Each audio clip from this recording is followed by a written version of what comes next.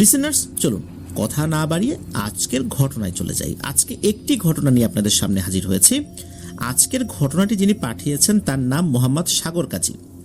ওনার বাড়ি বাগেরহাট জেলার মোল্লাহাট থানার উদয়পুর ইউনিয়নের উত্তরকান্দি গ্রামে। 125 নম্বর এপিসোডে ওনার আরও একটি ঘটনা আমরা প্রচার করেছিলাম। আজকে যে ঘটনাটি আপনাদের সামনে উপস্থাপন করব, এই ঘটনাটি খুলনার 13 খাদার একটি বিলকে কেন্দ্র করে। সেই বিলটির নাম হচ্ছে গুথিয়ার বিল। এটি অনেক বড় একটি বিল, এত বড় বিল যে এক পাশ থেকে আর এক পাশ দেখাই কষ্ট। আমাদেরকে জানানো হয়েছে যে দক্ষিণবঙ্গে যত বড় বড় ক্রাইম হয়, এই ক্রাইমের সাথে এই গুথিয়ার বিলের একটা সম্পর্ক রয়েছে, মানে অধিকাংশ ক্রাইমের সাথে, খুন, ডাকাতি, অপহরণ ইত্যাদি। পুলিশ প্রশাসন কিন্তু যথেষ্ট চেষ্টা করে যাচ্ছেন, তারপরেও আসলে বিশাল এরিয়া তো, সব সাইডে তো আসলে দেখা সম্ভব হয় না। এই জন্য এখানে ক্রাইম চলতেই থাকে। তাহলে বুঝতেই পারছেন কত বড় বিল, যেটা পাহারা দেওয়াটাও অনেক কষ্ট হয়ে যায়, আর কত ভয়ানক বিলটা। এই ঘটনাটি ঘটেছিল এই সাগর কাজী ভাইয়ের নানার খালুর সাথে। ওনার নানার খালুর নাম ছিল আকবর আলী ভুইয়া। উনি ছিলেন একজন কুস্তিগির। এই কুস্তির যে টিম রয়েছে, উনি টিমের প্রধানও ছিলেন। আর কুস্তি কি জিনিস সেটা তো নিশ্চয়ই বুঝতে পেরেছেন। আগেকার দিনে কিন্তু এই শরীরচর্চার অন্যতম একটা মাধ্যম ছিল এই কুস্তি। সুনামগঞ্জ এলাকায় আমি কিন্তু এখনও এই কুস্তির প্রতিযোগিতা হতে দেখি। আমি যখন সুনামগঞ্জে ছিলাম তখন আমাদের অফিসে মাঝে মাঝে কাজ করতে আসতো একটি ছেলে, যে এই কুস্তি করত। ছেলেটি ছিল বোবা, কিন্তু খুব ভালো একজন কুস্তিগির ছিল। বাংলাদেশের এখনও বিভিন্ন এলাকায় এই কুস্তির ব্যাপারটা রয়ে গেছে, আর আগে তো এটা অনেক বেশি ছিল। এই আকবর আলী ভুইয়া এমনই একজন কুস্তিগির ছিলেন, অনেক শক্তিশালী এবং সুঠাম দেহের অধিকারী ছিলেন। ওনার উচ্চতা ছিল 6 ফুট 3 ইঞ্চি। আর ছোটবেলা থেকেই উনি খুব বদমেজাজি ছিলেন, অল্পতেই রেগে যেতেন আর অন্যায় সহ্য করতে পারতেন না। যদি দেখা যেত যে কোথাও অন্যায় হচ্ছে, উনি সেখানে গিয়ে ঝাঁপিয়ে পড়তেন। এই জন্য যারা দুষ্টু প্রকৃতির লোক, তারা এই আকবর আলী ভুইয়ার নাম শুনলেই ভয় পেতেন। তো যাই হোক, ঘটনায় চলে যাই। ঘটনাটি ঘটেছিল 1995 সালের শেষের দিকে। তখন ডিসেম্বর মাস ছিল, প্রচণ্ড শীত পড়েছিল তখন। তো কোনো এক বৃহস্পতিবার রাত্রে এই আকবর আলীর কাছে 3 জন লোক আসেন। তারা 3 জন প্রায় 2 ঘন্টা ধরে কথা বলেন আকবর আলী ভুইয়ার সাথে। তারা মূলত এসেছিলেন আকবর আলী ভুইয়াকে একটা কাজের জন্য ভাড়া করে নেয়ার জন্য। তো আগেকার দিনে এলাকায় এলাকায় কিন্তু মারামারি হতো, গ্রামে গ্রামে মারামারি হতো। তখন ওই এলাকার লোকজন কি করতো, কোনো শক্তিশালী মানুষকে ভাড়া করে আনতো। তো এই 3 জন আকবর আলী ভুইয়ার কাছে এই কারণেই আসছিলেন, যে তাকে ভাড়া করে নিয়ে মারামারি করাবেন। আসলে তারা যে শুধু মারামারি করাবেন এই জন্য আসছেন, বিষয়টা এরকম না। এনারা ছিলেন খুবই অত্যাচারিত। আর একটা এলাকার কিছু প্রভাবশালী লোক তাদের জমি জমা জোরপূর্বক দখল করে নিতে চাচ্ছে। শুধু এই কয়েকজনের জমি জমা দখল করে নিতে চাচ্ছে বিষয়টা এরকম না, আরও অনেকেরই জায়গা জমি তারা এরকম দখল করে নিচ্ছে, এবং আগেও নিয়েছে, সেগুলো তারা ভোগ দখল করছে। আর শক্তিতে বা লোকদের সাথে পেরে ওঠাটা খুব মুশকিল, মানে ওই গ্রুপের। তারা এর আগেও চেষ্টা করেছে, কিন্তু কখনোই সফল হয়নি। তাই বিভিন্ন লোক মারফত এই আকবর আলী ভুইয়ার কথা শুনে তার কাছে এসেছেন এবং এসে বলেছেন, আমরা আসলে মজলুম, আমাদের এভাবে অত্যাচার করতেছে, এখন আপনি আমাদের সাথে গিয়ে আমাদের পক্ষে মারামারি করবেন, তাদেরকে পিছু হটাই দিবেন। আমরা কখনোই তাদের সাথে মারামারি করে পারি না, আর আমরা এমনিতেও দুর্বল। এখন এই যে আকবর আলী ভুইয়া নানা, উনি তো ওনার দলের কয়েকজনকে নিয়ে যাবেন, বেশ শক্ত সমর্থ, আর ওই পক্ষের লোকজন তো থাকবেনই। এখন কত টাকা দিতে হবে এটা একটা বিষয়, তবে টাকার থেকেও বড় বিষয় ছিল যে উনি মজলুমের পক্ষে লড়াই করবেন। এটা ওনার জন্য একটা বড় সৌভাগ্যের বিষয় উনি চিন্তা করেছেন। কিন্তু তারপরেও আসলে একটা জায়গায় যাবেন, সেখানে তো অনেক ক্ষয়ক্ষতিও হতে পারে তার, তাই না? একটা ঝুঁকি নিয়ে যাবেন। ওই পক্ষ থেকে তাকে ওই 1995 সালে 2000 টাকা এবং 2টি ষাঁড় গরু দেওয়ার কথা বলা হয়। এটা কিন্তু ওই সময় প্রেক্ষাপটে বেশ ভালোই একটা সম্মানী আর কি। আর যখনই কোনো এলাকায় পালোয়ান বা কুস্তিগিরদেরকে ভাড়া করে নিয়ে যাওয়া হতো তখন কিন্তু এরকম টাকাও দিতে হতো, ষাঁড় গরু বা গাই গরু এগুলো দিতে হতো। এটা একটা রেওয়াজ ছিল আর কি। তো আকবর আলী ভূঁইয়া বলছে আচ্ছা ঠিক আছে আমি যাব। তখন ওই লোকগুলো আকবর আলী ভূঁইয়াকে 2000 টাকা অ্যাডভান্স দিয়ে যান আর বলেন যে আপনারা যখন ফেরত আসবেন ওখান থেকে তখন আমরা ওই গাই গরু আপনাকে বা ষাঁড় গরু দিয়ে দিব আর কি। তখন আকবর আলী ভূঁইয়া বলছেন ঠিক আছে, তো শুক্রবার আমি ফজরের নামাজ পড়ে রওনা হব, এরকম বলেছেন। আর জুম্মার পরে গিয়ে দেখি কি করা যায়। তো এরপরে তারা বিদায় নিয়েছেন। তো যে কথা সেই কাজ, আকবর আলী ভূঁইয়া এবং তিনি আরও 4 জন পালোয়ানকে নিয়ে এই মোট 5 জন রওনা দিয়েছেন ওই এলাকার দিকে। তো ওই গ্রামটা ছিল হচ্ছে ওই গুথিয়ার বিলের ওপারে। তো যাই হোক ওনারা ওখানে পৌঁছে গেছেন, দেখলেন যে সবাই তাদের জন্য রেডি। মারামারি করার জন্য পূর্ব নির্ধারিত স্থান যেটা ছিল সেখানে একটা সময় গিয়ে তারা পৌঁছেছেন। আর বিরোধী যে গ্রুপটি ছিল তারাও ছিল খুব ভয়ানক মানুষ, কারণ এরা আগে থেকেই এভাবে মানুষের জমি জমা দখল করতে বেশ সিদ্ধহস্ত। আকবর আলী ভূঁইয়াকে যখনই ওই বিরোধী পক্ষের অনেকে দেখেছেন তখন কিছু লোক পালিয়ে গেছেন যে ওরে আল্লাহ, ওর সাথে লড়াই করে পারা যাবে না, এমন বেধড়ক পিটানি দেবে হাড়গোড় নিয়ে আর ফিরতে পারবো না বাড়িতে। তো কিছু লোক তো পালিয়ে গেছেন। ওই বিরোধী দলে হুজুরের মতো ড্রেস পরা একজন লোক ছিল, কিন্তু এই লোকটা হুজুরের মতো দেখতে হলেও সে মোটেও কোনো হুজুর ছিল না। এই লোকটা ছিল খুবই খারাপ প্রকৃতির একজন মানুষ, কাউকে বান মারা, কালো জাদু করা, এইগুলো করা ছিল তার নিত্যদিনের অভ্যাস।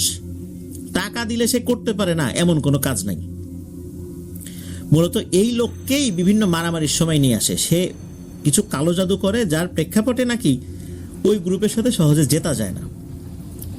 এদিকে কিছু লোক আকবর আলী ভূঁইয়াকে দেখে পালাচ্ছে, তখন ওই যে হুজুরটা সে ওই লোকদেরকে বলল যে আরে ভয় পেও না, এই লড়াইয়ে আমরাই জয়ী হব, আসো আসো, আমাকে চেনো না, এর আগে কতগুলো লড়াই জিতাই দিছি, আসো, ভয়ের কিছু নেই। তো এটা বলার পর বিরোধী লোকদের মনে একটু সাহস আসলো যে আসলেই তো তাই, এর আগেও তো অনেকগুলো মারামারি করছি, অপর পাশে অনেক লোক থাকার পর আমরা অল্প লোক মিলেও জিতে গেছি, সুতরাং এবারও জিতব। তাদের তরফ থেকে প্রথম আকবর আলী ভূঁইয়ার দলকে আক্রমণ করতে লাগলো। সবচাইতে অবাক করা বিষয় হচ্ছে আকবর আলী ভূঁইয়া উনি খুবই শক্তিশালী, কিন্তু যেটা আমরা আগেও বলেছি, কিন্তু আকবর আলী ভূঁইয়া সহ তার 4 পালোয়ান সহ তার দলের লোকজন বেধড়ক মার খেয়ে যাচ্ছে, তারা কোনো প্রতিরোধী গড়ে তুলতে পারছে না। এই ব্যাপারটায় এই আকবর আলীর কিছুটা সন্দেহ হলো। আকবর আলী এই মারামারির ভিতরে খেয়াল করলেন ওই যে এই হুজুরটা যে সবাইকে সাহস দিচ্ছিল, এই হুজুরটাকে মারামারির সময় কোথাও দেখা যাচ্ছে না, অথচ সে কিছুক্ষণ আগেও বেশ উৎসাহ দিচ্ছিল সকলকে। তাহলে এই লোকটা কোথায় গেল? আকবর আলী ভূঁইয়া চিন্তা করলেন যে এই লোকটাকে খুঁজে বের করতে হবে, নিশ্চয়ই এর মধ্যে কোনো একটা ব্যাপার রয়েছে। এখন মারামারি করে শক্তি ক্ষয় করার থেকে আগে এইটাকে ধরি। আকবর আলী ভূঁইয়া খুব কৌশলে এই মারামারির ভেতরেই ওই হুজুরকে খুঁজতে লাগলেন। খুব বেশিক্ষণ খুঁজতে হয়েছে বিষয়টা এরকম না, উনি দেখতে পেলেন একটা জায়গায় সে ঘাপটি মেরে বসে আছে, কিন্তু সে যে বসে আছে বিষয়টা এরকম না, সে কিছু একটা করছিল। আসলে ওই যে হুজুরটা একটা বস্তার ভেতরে একটা বিড়ালকে ভরে একটা বাঁশের লাঠিতে পিটাচ্ছে, আর বিড়ালটা ভেতর থেকে তার স্বরে চিৎকার করছে, মিউ মিউ করে চিৎকার করছে। আকবর আলী ভূঁইয়া ওখানে কাছে গিয়ে বলে ওঠেন যে এই ভণ্ড, তুই মারামারি না করে এখানে একটা অবলা পশুর উপর নির্যাতন করছিস না? ও এই তোর জারি জুরি, আয় এখন আমার কাছে আয়। অবাক করা বিষয় হলো এই হুজুর যেন আকবর আলীর কোনো কথাই শুনছেন না। তো আকবর আলী ভূঁইয়া ছিলেন খুবই বদমেজাজি, উনি দৌড়ে গিয়ে ওই হুজুরকে কোলে তুলে নিয়ে 2-3টা আছাড় মারেন, এবং ওই যে লাঠিটা দিয়ে বস্তার ভেতরে থাকা বিড়ালকে পিটাচ্ছিল ওই লাঠিটা দিয়ে হুজুরকে মন মতো কিছুক্ষণ পিটালেন। আর তার পিঠের উপরও বেশ ভালোই আঘাত করলেন। মারের যন্ত্রণা সহ্য করতে না পেরে হুজুর একটা সময় অজ্ঞান হয়ে গেলেন। অবাক করা ব্যাপার হলো যে এই হুজুর অজ্ঞান হওয়ার সাথে সাথে ওই দলের সবাই দৌড়ে পালালো। মারামারি এক পর্যায়ে শেষ হলো, আকবর আলী ভুইয়ার দল জিতে গেল। যখনই ওই হুজুর অজ্ঞান হয়ে গেছেন তখনই নাকি ওই দলের লোকজন হঠাৎ করে দেখেন যে তাদের আগের মতো সেই শক্তি নাই। আর ওই সময়ে অপর পক্ষেও যারা মার খেয়ে যাচ্ছিলেন তারা আসলে অনেক কিছু বুঝতে পারছিলেন না যে কোন দিক থেকে মারে, কে মারে।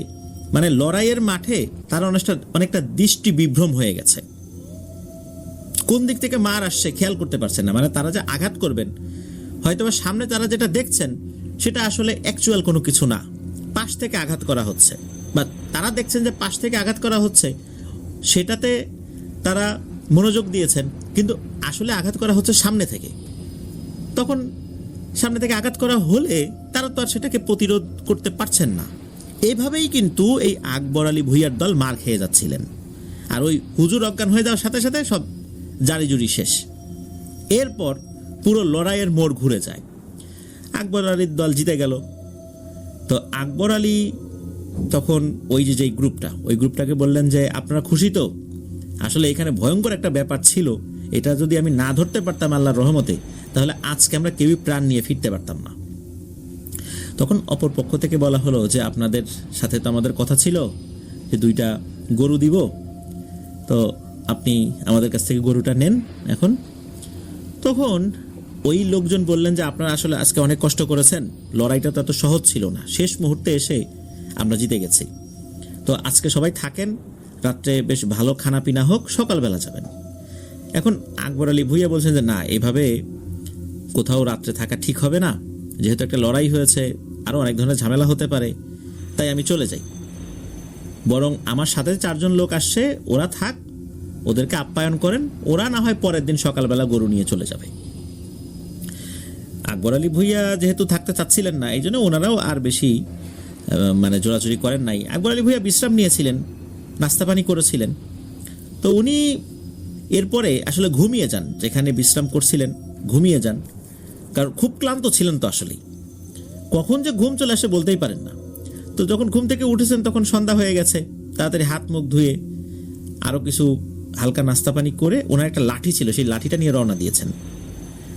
তখনও কিন্তু ওই লোকজন বলেছিলেন যে আসলে এখন যাবেন না, থাকেন না আজকে, কিন্তু উনি আবার খুব জেদি মানুষ, তো উনি থাকবেনই না, যাবেনই, কি আর করা, একাই রওনা দিয়েছেন। আর ওনার লোকজন পরের দিন আসবেন আর কি। তো ওই এলাকার লোকজন তারা বেশ কিছুটা পথ তাকে এগিয়েও দিয়ে এসেছিলেন এবং একটা হারিকেনও দিয়েছিলেন, হারিকেনের আলো দিয়ে যাতে আস্তে আস্তে উনি যেতে পারেন আর কি।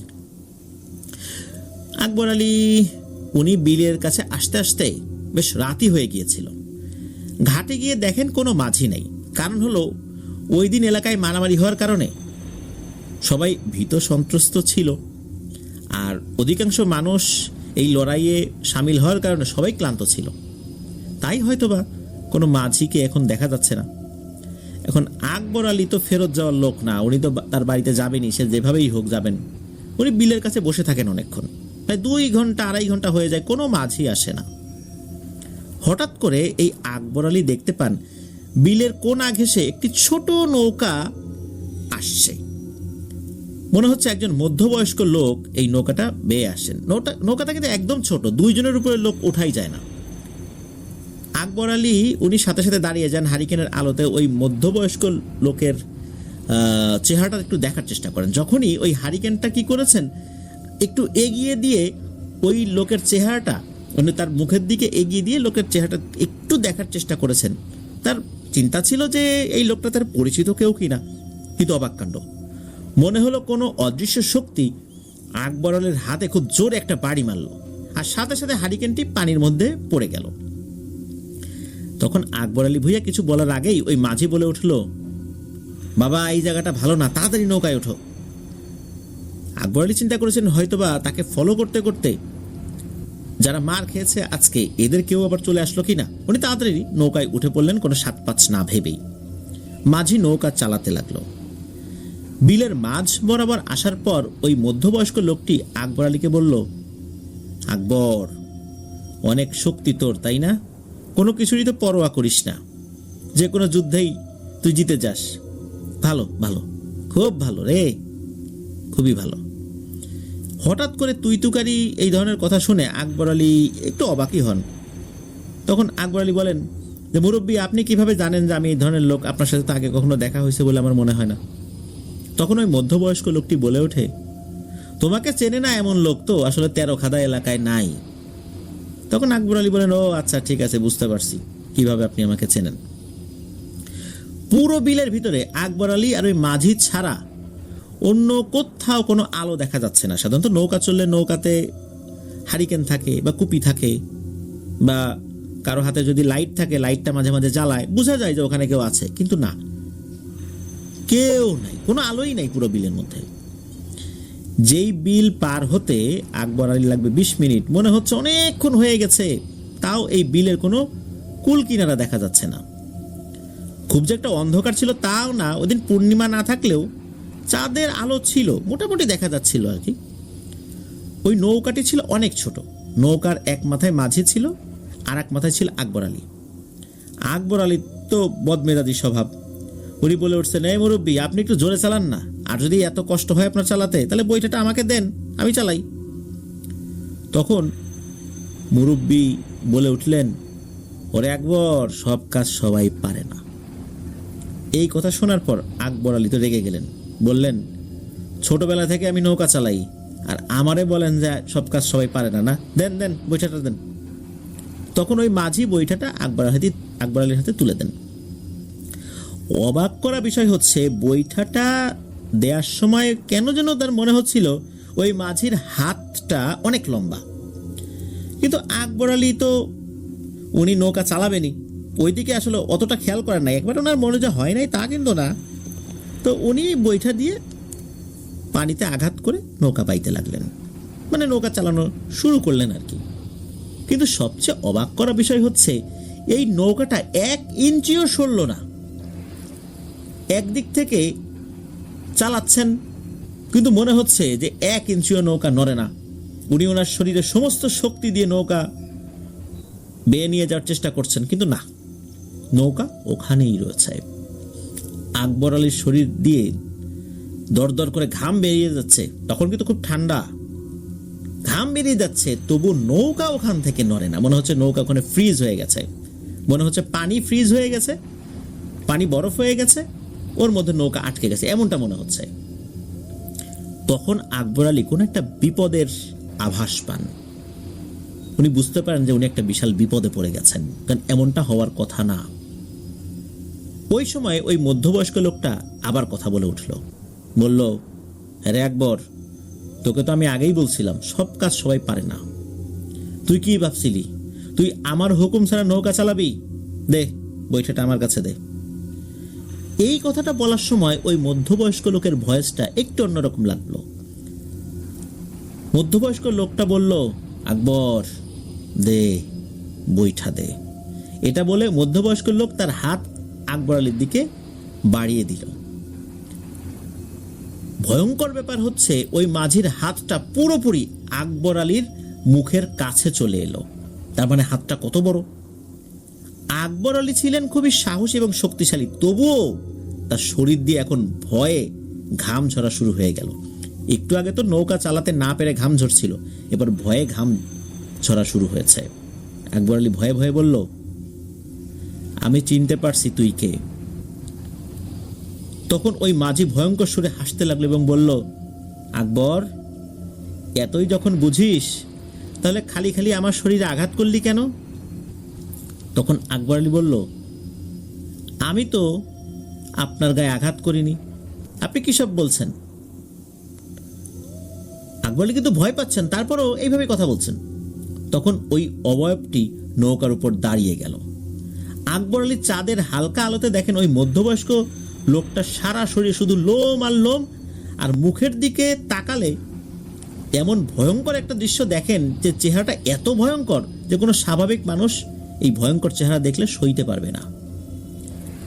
আকবর আলী তো খুব সাহসী ছিলেন, উনি তখনও এইটার সাথে কথা বলে যাওয়ার চেষ্টা করছিলেন, মানে এটাকে একটু ব্যস্ত রাখার চেষ্টা করছিলেন। আকবর আলী বললেন, আমি কিছু বুঝছি না, আমি আপনাকে কিভাবে আঘাত করলাম? আমাকে একটু বলবেন যে আমি আপনাকে কখন আঘাত করছি? তখন ওই অবয়বটা বলে উঠল, তুই যে হুজুরকে পিটিয়েছিলে বাঁশের লাঠি দিয়ে, আমি হচ্ছি সেই হুজুরের পালিত জিন। তুই মূলত তখন আমাকেই আঘাত করেছিলি। তুই যখন আমাকে পিটিয়ে নিজেকে অনেক বীর পুরুষ মনে করেছিলি, আসলে তুই এতটা বীর পুরুষ না, এখন যা বুঝলাম।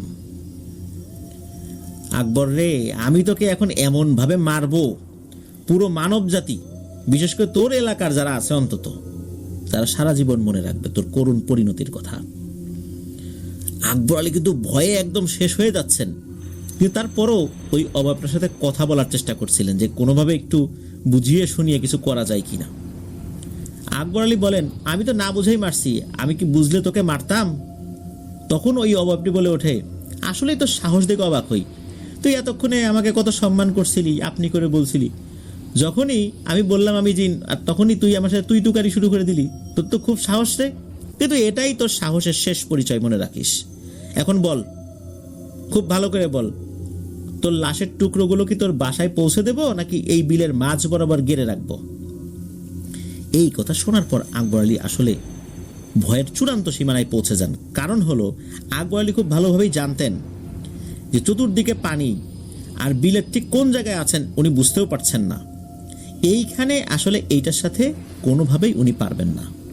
যদি একবার পানির মধ্যে নিয়ে যেতে পারে এই অবয়বটা, তাহলে ওনার মৃত্যু নিশ্চিত। আর নৌকাটাও ছোট, অত বড়ও না, কোনোভাবেই এই নৌকায় ধস্তাধস্তি করে বেশিক্ষণ টিকে থাকা যাবে না। একবার গড়ান দিলেই পানির মধ্যে পড়ে যাবে। এদিকে আকবর আলী তো ভয়ের কণ্ঠে, মানে ভয়ের তো কণ্ঠে বলে দেওয়ার চেষ্টা করছিলেন আর কি, যতটুকু পারছিলেন, যে আমার ভুল হয়েছে, ক্ষমা করেন, আমি আপনাকে চিনলে তো কোনোভাবেই এরকমটা করতাম না। আমি তো একটা দুষ্টু লোককে আঘাত করছিলাম, যে অহেতুক একটা জুলুমকারীর পক্ষ নিয়ে অন্যদেরকে সে হারানোর চেষ্টা করছিল।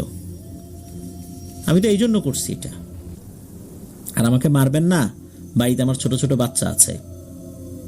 এই কথা বলার সাথে সাথে ওই অভাবটা বলে ওঠে যে, বাচ্চাদের কথা বললেই আমারও বাড়িতে বাচ্চা আছে, কিন্তু মনে রাখিস, আমরা কিন্তু সব সইতে পারি, কিন্তু অপমান সইতে পারি না। তুই আমার গায়ে হাত দিয়ে অপমান করছিস, কিন্তু আমি তো বদলা নেবই। যেহেতু বাচ্চার কথা বলছিস, আমার মনে দয়া হইছে, যা, তোকে আমি জানে মারবো না। তখন আকবর আলী বুঝতে পারেন যে জানে না মারলেও মায়ের ওনাকে খাইতেই হবে। এরপর উনি কথা বলা বন্ধ করে আয়াতুল কুরসি পড়তে থাকেন। আর এরই মধ্যে ওই অবয়বটার আকার অনেক বড় হয়ে যায়। ওই অবয়বটা কিন্তু আকবর আলীর থেকেও বেশ চালাক ছিল। যখন আকবর আলী উনি আয়াতুল কুরসি পাঠ করছিলেন, তখন এই অবয়বটা কি করেছে, ওই যে নৌকার বৈঠাটা কি করেছে, বৈঠার যেই একটা হাতল থাকে, ওই হাতলটা আকবর আলীর মুখের মধ্যে ঢুকাই দিছে, যাতে করে আকবর আলী আয়াতুল কুরসি পাঠ করতে না পারেন। এদিকে আয়াতুল কুরসি তো উনি পাঠ করতে পারছিলেন না। আসলে এরপর কি হয়েছে উনি ঠিক ভালো করে আসলে বলতেও পারেন না। শুধু এতটুকু জানেন, ওনার শরীরে অনেকবার আঘাত করা হয়েছে, উনি তো বেহুশ হয়ে গিয়েছিলেন। সকালবেলা এই যে আকবর আলীর ওই 4 পালোয়ান যখন গরু নিয়ে বাসায় যাচ্ছিলেন আর কি, তখন আকবর আলীকে ওই পথেই বেহুশ অবস্থায় পান। তারা ওই সময় গরু নিয়ে বাসায় না গিয়ে দ্রুত যেই বাড়ি থেকে তারা রওনা দিয়েছিলেন, রাত্রে ছিলেন আর কি, ওই বাড়িতে আকবর আলীকে নিয়ে যান। আসলে গ্রামে তো আধুনিক চিকিৎসা ব্যবস্থা ছিল না, প্রাকৃতিক উপায়ে তারা যেই ট্রিটমেন্টটা করার দরকার সেটা করে দিয়েছিলেন। 2 দিন ওখানেই ছিলেন। এরপর আকবর আলীকে নিজের বাড়িতে পৌঁছে দেওয়া হয়। 8 মাস, টানা 8 মাস উনি কোনো কথা বলতে পারেন নাই। 8 মাস পর উনি যখন কথা বলতে পেরেছিলেন, এরপর এই ঘটনাটা উনি বর্ণনা করেছিলেন। ইশারা ইঙ্গিতে বলেছিলেন, ইশারা ইঙ্গিতে তো খুব ভালো বোঝা যায় না।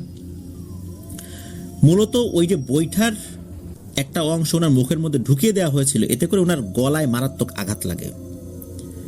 মূলত এইটার কারণেই উনি কথা বলতে পারতেন না। তাছাড়া ওই জিনেরও কিছু প্রভাব ছিল, যার ফলশ্রুতিতে উনি আসলে পরিপূর্ণভাবে কথা বলতে কখনোই পারেন নাই। ওই 8 মাস পর আলহামদুলিল্লাহ আল্লাহর রহমতে স্বাভাবিক হয়। উনি এখনও ওই ভয়ঙ্কর রাতের কথা ভুলতে পারেন না। প্রিয় লিসেনার্স, আসলেই এরকম কিন্তু অনেক ঘটনা রয়েছে, বিশেষ করে হাডুডু খেলা, তারপর নৌকা বাইচ, এই ধরনের খেলাগুলোতেও ব্ল্যাক ম্যাজিকের কিছু ব্যাপার থাকে। এই ঘটনাটি আমি যখন পড়ার পর আমি কয়েকজনের সাথে আলোচনা করছিলাম, তখন আমার অনেক দিনের জানা, মানে এটা ভুলেই গিয়েছিলাম আসলে। ছোট ঘটনা তো আমার আসলে মনে ছিল না, তখন নৌকা বাইচ সংক্রান্ত একটা ছোট্ট ঘটনা আমার মনে পড়ে যায়। আজকের এপিসোডে আমি সেই ঘটনাটি বলবো না, কারণ হচ্ছে ঘটনাটির আরও কিছু তথ্য আমাকে সংগ্রহ করতে হবে। এটা রাজবাড়ির গোদার বাজার যে এলাকাটা, যারা রাজবাড়ির আছেন তারা চিনে থাকবেন। এখন ওইভাবে নৌকা বাইচ ওখানে হয় না, কিন্তু একটা সময় ওখানে যে ছোট নদীটা ছিল, পদ্মার শাখা নদী, ওখানে নৌকা বাইচ হতো, বেশ আয়োজন করে হতো, আমরাও দেখতে যেতাম। মূলত ঘটনাটি ওই গোদার বাজারেরই নৌকা বাইচকে কেন্দ্র করে। তো ওইটার আরও কিছু তথ্য আমি সংগ্রহ করব ইনশাল্লাহ, যেহেতু অনেকদিন আগের ঘটনা। এটা করার পর ইনশাল্লাহ আমি সেই ঘটনাটি আপনাদের সামনে উপস্থাপন করব। আশা করব যে সেই ঘটনাটি আপনাদের ইনশাল্লাহ ভালো লাগবে। প্রিয় লিসেনার্স, আজকের এপিসোড এ পর্যন্তই। ঘটনাটি আসলে এখানেই সমাপ্তি। ঘটনাটি যিনি পাঠিয়েছেন সাগর কাজী ভাই, অসংখ্য ধন্যবাদ জানাচ্ছি তাকে আমাদেরকে এমন একটি ঘটনা দেওয়ার জন্য। আসলে গ্রাম এলাকার ঘটনা মানেই আমাদের শরীরের মধ্যে এক অন্য ধরনের শিহরণ জাগায়। বাংলাদেশের মানুষ, আমরা যারা গ্রামীণ অঞ্চলে একটা সময় বসবাস করেছি বা এখনো গ্রামে থাকি বা কখনো গ্রামে যাইও নাই, তারপরেও কিন্তু গ্রামের ঘটনা আমাদের মধ্যে এক অন্য ধরনের শিহরণ জাগায়। প্রিয় লিসেনার্স, আপনারা বেশি বেশি করে আমাদেরকে কিন্তু গ্রামের ঘটনা পাঠাতে পারেন।